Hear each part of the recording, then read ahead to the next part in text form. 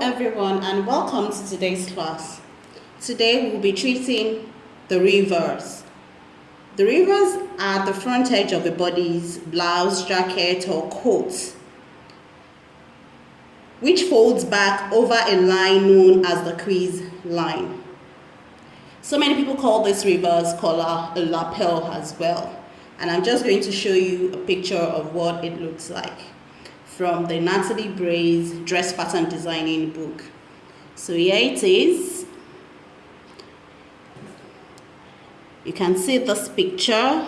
So that's a river or a lapel.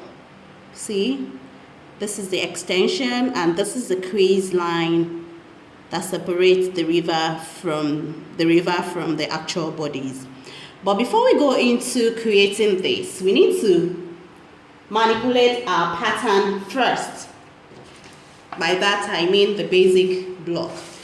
I need to separate this into two, the back and the front. Then after that, the most important thing, next thing we need to do is we need to centralize the shoulder. That is, we cut certain amounts from the front shoulder and add it to the back shoulder. While doing that, we need to close the bust that. If you've been following us on creating basic block and also that manipulation, you should by now know that you need to close your bust that before doing anything around here. The reason is we do not have bust, we do not have that on us. We've only incorporated this to help us create our bust cup.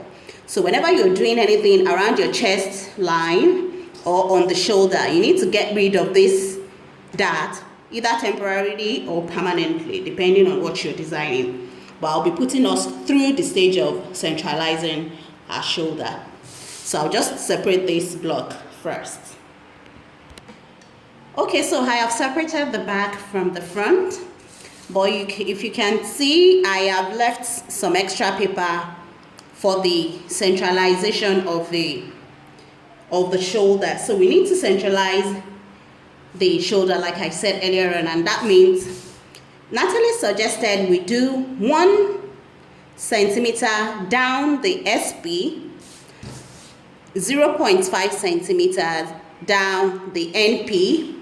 We'll join it, cut it away, and add the same value that is on the back. NP you had 0.5 and SP 1 centimeter, and you rule.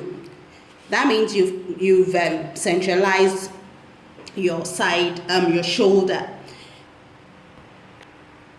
It is important to centralize our shoulder, especially when we are creating bodies with collar.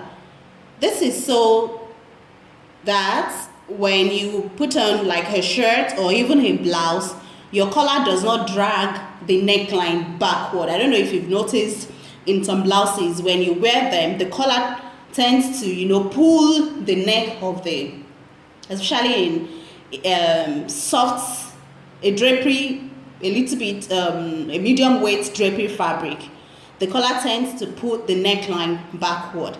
So in essence, you're centralizing so that your neckline fits closely to the neck, especially when you're adding collar on such garments. And this does not change the fit of your garment at all. No, it doesn't. It only moves your shoulder seam forward. And this is also centralizing the shoulder seam. You might also do it when you're creating elaborate design, advanced design like kimono, raglan, and even drop shoulder. You might need to centralize your shoulder seam on your body's block. And you can find out to do that on page 42 of your book. I'm just going to show you. And here it says, center shoulder seam. So you need to read that. I've already told you what to do. Can you see this is the front block? It has to be closed first before you now measure 0.5 down, 1 centimeter down, and you add the same amount to the back. 1 centimeter added to the SP on the back and 0.5 added. You can add the strip. You can see from this picture, the strip that was cut away from front was added directly to the back, but there was a shortage. When you read it, she'll tell you you can add the strip directly, but there will be a shortage. Then you have to, blend, and that's it. Or you just measure it. This is the strip that was cut away in front that was added. See, it didn't get to the back SP. So it's either you follow this line, blend in, or follow this line and add to it, depending on your shoulder measurements. Okay, so I'm just going to show you how to go about that now. First, we're going to close our shoulder dart so that we can cut whatever we need to cut away. Okay, so I just want to make this clear to people, especially people that are just joining this course. If you've not been following us from the start of this course, there's something called dart manipulation. Dart manipulation is closing this dart and moving it somewhere else, which we are not, it's not part of our course at the moment. So, but I just want you to just have a bit, a clear understanding of it. Now I want to close. Remember I told you we don't have that on our shoulder, so we need to close this before we can, cut from the front and add to the back. In order to make my pattern lay flat, because if I try to close this now, see, my pattern is coming up. It's not laying flat. And I need this pattern to lay flat before I can do anything. So now I am going to temporarily transfer this bust dart into the underarm seam. Watch. You can see that this is not laying flat, but as soon as I cut,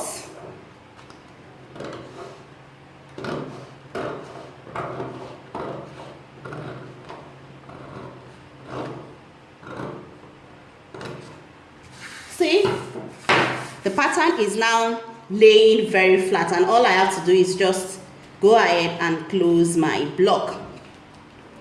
So this simply means I have transferred, I've moved this bust dart into here, then I'll be able to do anything I need to do around my chest. See, I've already marked my 1 centimeter down shoulder point SP and 0.5 down NP. So all I have to do now is cut it out and add it to the back. So I'm just going to cut it out.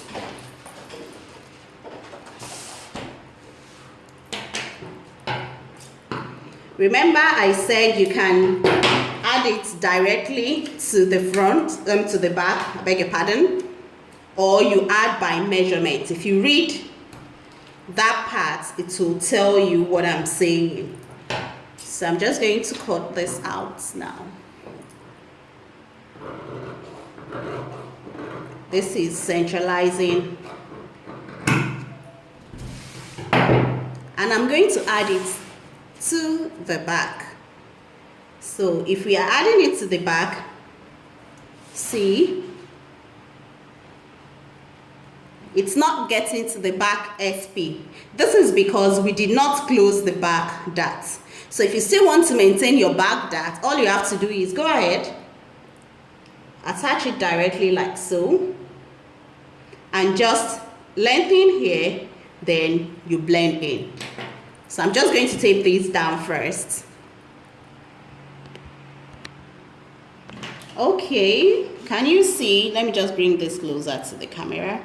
Can you see this is not up to the SP? So all you have to do is fill it in and blend it, because we still need to maintain the back shoulder dart. So all you have to do is extend this and extend this above. So you can just use your French curve. I'm using the sheep curve. This is a sheep curve I'm using, but if you have a French curve, just use it to do your extension, and you just blend this like so.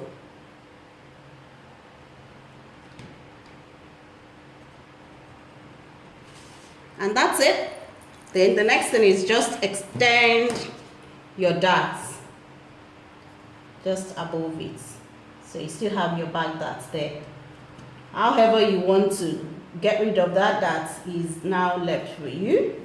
But what we're doing is how to create your basic jacket block. Every other manipulation will still go on. E.g., if you want to do contouring for your jacket, nowadays people want closely fitted jackets, unlike the regular tailored jackets that will buy the people wear to the office. People want it very closely fitted, contoured, and all of that. That still goes on. But what we are teaching in this course is how to create your jacket block. So now I'm just going to go ahead and cut this out. Okay, just to be sure that you're on track, just bring your shoulders back together, just the front from where you cut that strip from. So this little extension is the dart. So by the time you hold that, this will be equal to this. So basically that's for that now. So always make sure you measure your shoulder, because this is going to come back to this. You're going to join this back to this depending on what you're doing. Now let's move straight to the revers. Okay, so the rever is also called the lapel, like I already said. And the general method of cutting this pattern is first to draw the crease line in its correct position. The crease line, remember I told you, it's the fall of where the lapel rolls over to the bodies. So we need to draw the crease line that is on the bodies exactly as it's going to be appeared, exactly as you want it to be, the final outcome of your lapel jacket or a bolero. So let's go back to our illustration. Like I said, we're working from Natalie Bray's book, and I'm just going to, 1 minute, let me just, okay, can you see this clearly? It looks a bit blurred. Okay, it's a bit clearer now. Okay, can you see this wearer? Can you see this lapel does not have a collar? It's just a reverse that flips over towards the shoulder here. And here she has illustrated two. One that comes from the neck point, NP, and down to a point known as V, which is your true bust line in this illustration. But first, we need to rule the crease line, and the crease line is going to come from NP, which is your neck point, down to V, which is the true bust level on the center front. As you can see, this lapel does not have a button stand, so there is no need to add extra for button stand and buttonhole. So the first thing we're going to do is draw the crease line from NP down to V. And like I said, the best way to create these collars or lapel is to, just like we did in the flat collars, is to outline them first, I beg your pardon, on the bodies. This way you see how the finished garment is going to look like. Outlining is the best way. So we're going to be, creating these two types. This first one comes from NP, passing through some centimeters towards before the armhole and going down to V. That's the first one. And the second one is coming from a little bit down NP, which is known as Q. You can see Q is where the crease line and the neckline intersect. So that's Q. Then going to few centimeters before the closed shoulder line and down to V. Like how I always tell my students, you always need to create guidelines when you're designing, creating any patterns and what have you. Guidelines will help you to create good designs. They will guide you. So we need few guidelines whenever we are working. So the first thing, like I said, is to, draw the crease line, which I'm going to draw now.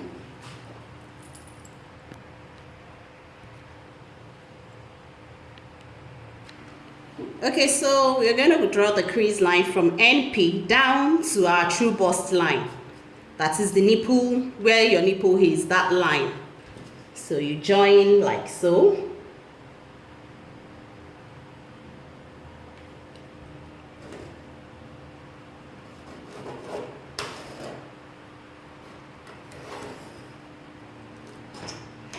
For some people, if you can see this, let me just bring this closer to the camera. There's a little bit, the NP, it's coming out a little bit here, it's fine.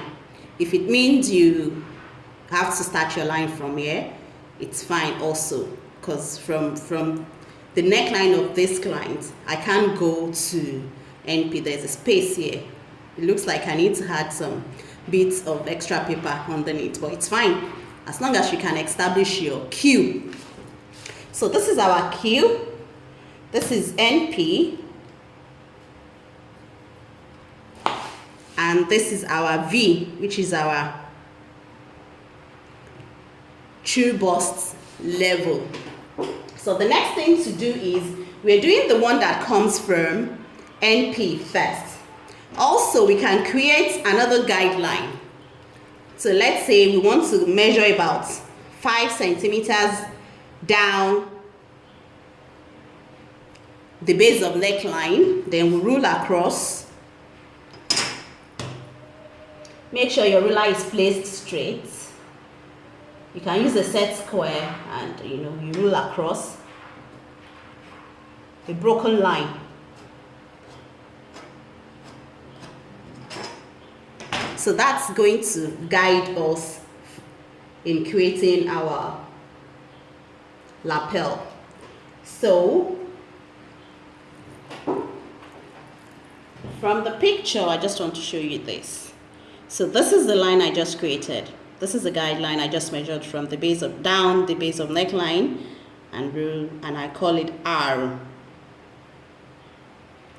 She did not give a measurement. Even if she did, you don't have to follow the rules to the hand. You can create your own, you can be creative about it. But even if she did not give any figure to measure to get the R, you need to look at the diagram and see the positioning of this R. You can see the distance between the armhole and the closed shoulder dart. You can divide that distance into 3 and use 2/3 of it from the closed shoulder dart, because this looks like it's divided into 3. 1, 2, 3. So 2/3 of it is the R. So you can work out your proportions that way as well. So you don't, because I tell my students, when you're being employed, companies will not give you rules or instructions to follow when creating patterns. All they will do is they'll give you their design and say, please create patterns for this design.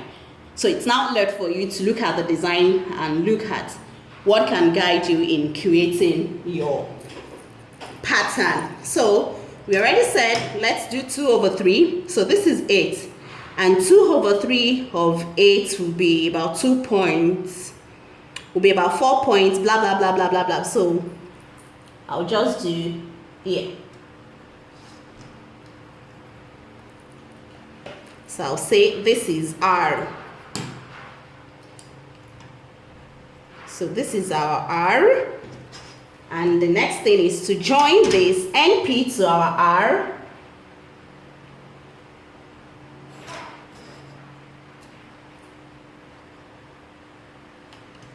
And to the V.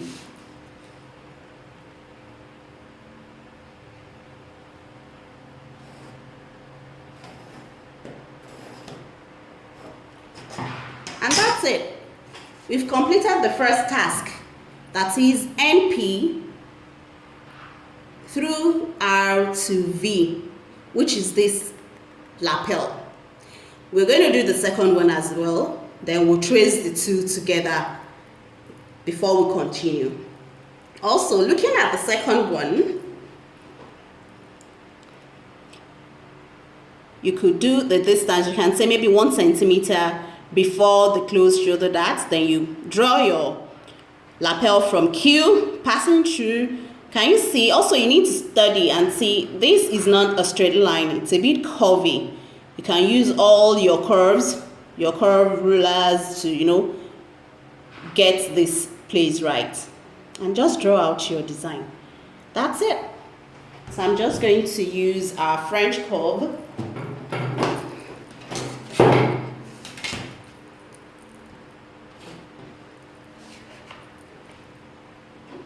So we're coming from Q down to somewhere here. Let's say 1 centimeter. Okay, let me just measure so I can point out 1 centimeter without measuring it. So that's fine. So yeah, it's 1 centimeter, and it's an inward curve here. It's an inward curve on here. Then it comes out on here, somewhere here. Like I always say, curves, rulers will not do all for you. Learn to draw by hand as well. Okay, and this is going to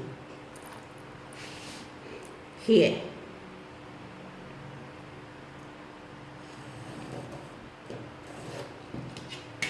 So here we'll just round these upper parts.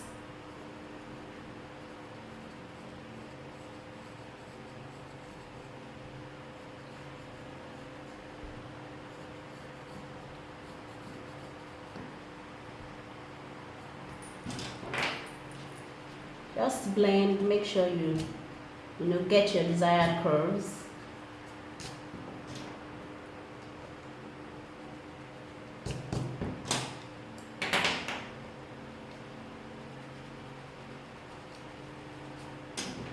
So you just draw like so.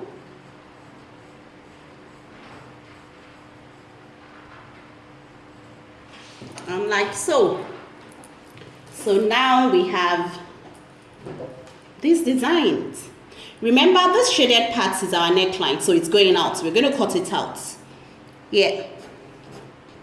That's your neckline. That's the part of your body that will expose. Yeah, this part that you're seeing. This is like a bolero that this, oh, I beg your pardon. This is like a bolero this person is wearing. So this shaded part that is going out, okay, let me just fold it so you understand. I don't want to cut it out now because it's going to help us in doing the next step in creating our lapel. Because I'm sure some of you are wondering, okay, where's the lapel? We've only drawn it on the, so this is what it's going to look like at the end of the day. So this can even help you in drawing your lapel. E.g., you just flip this over to the back, right? And you trace it.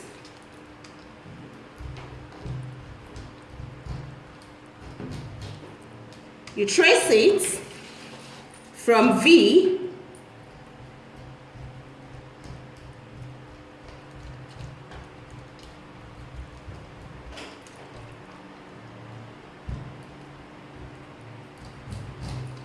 So if you flip it to the right side, it can help you, to draw out.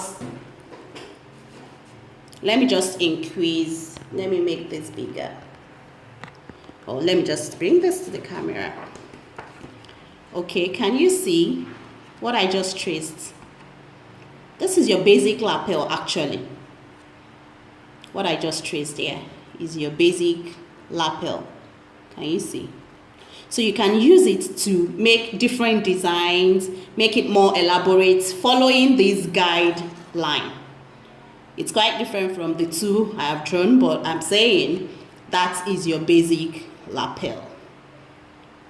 Then if you want it more elaborate, you can, make it pointed, make it curvy, make it more larger, and all of that.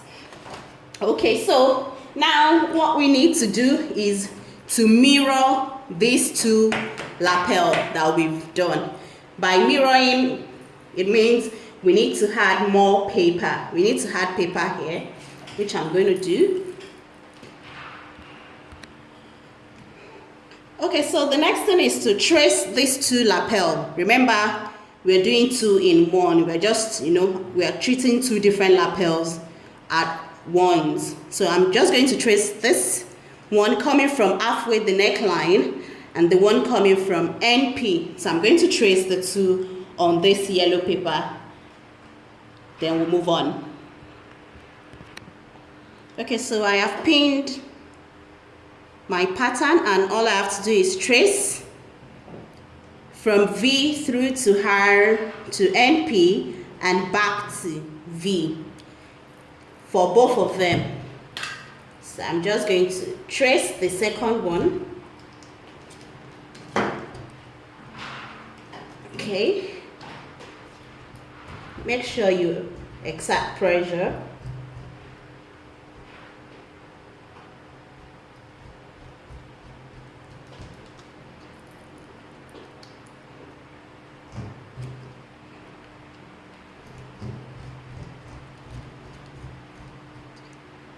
Then we cut out. Okay, so I have traced the 2 types of lapel we are treating. The one from NP and the one from halfway the neck line. So the next thing to do is, if your lapel is going to be cut one with the bodies, then you have to join this to this and cut them as one. So that means you're cutting your lapel in one together with the bodies. You want to use the same material, and once you cut it like this, this is how this flips over on your body. So that's your lapel cut in one. But if you don't want to cut, let's say you want to use Ankara here for the bodies, and you want to use plain fabric for the lapel, all you have to do is add your seam allowance on here, add your seam allowance on here to bring them back together. Remember, this is a bodice block and does not have seam allowance constructed with them. You have to add your seam allowance when you're cutting on fabric, or if you're the type that like to add your seam allowance on the pattern, that means you have to recreate this pattern, add your seam allowance before giving it to your pattern cutter for you to cut. So like I said, if you want this cut together with your bodies, you're using just one fabric. All you have to do is tape together NPs matching and V's matching.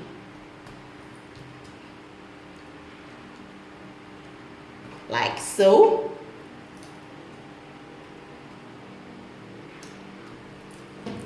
And this is how you're going to place it on your fabric to cut. And after cutting, after sewing, this flips like so. And that's your lapel. That's how to create it. And if it's the smaller one as well, the other one that is not coming from NP, match your Q.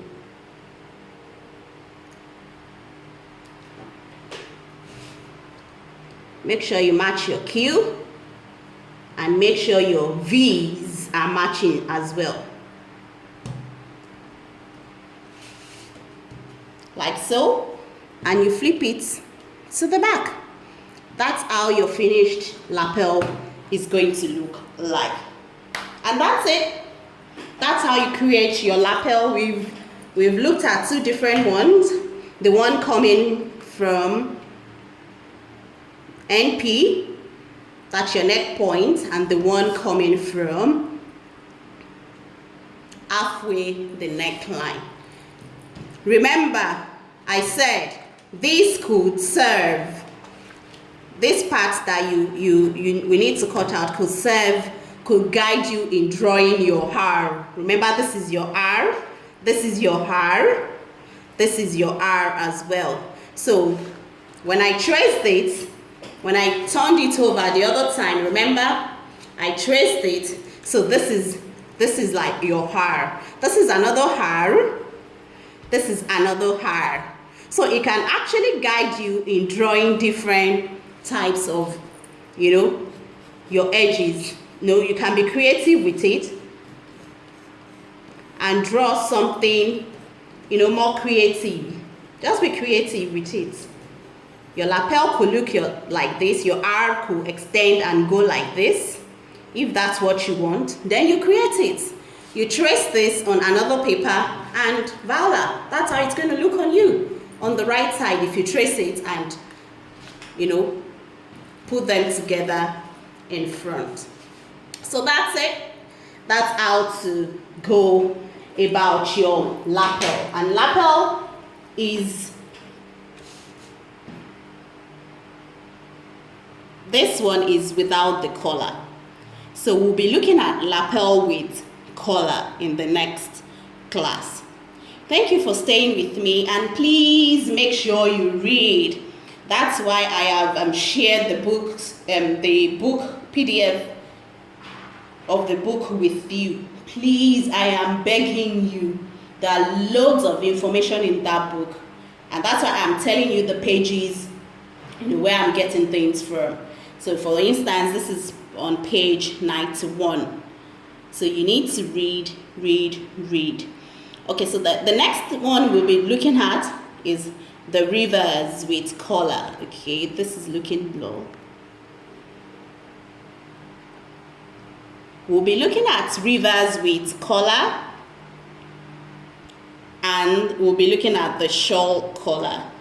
These are the Revers with collar attached to it. All right, until next time when we see again, it's bye from me now.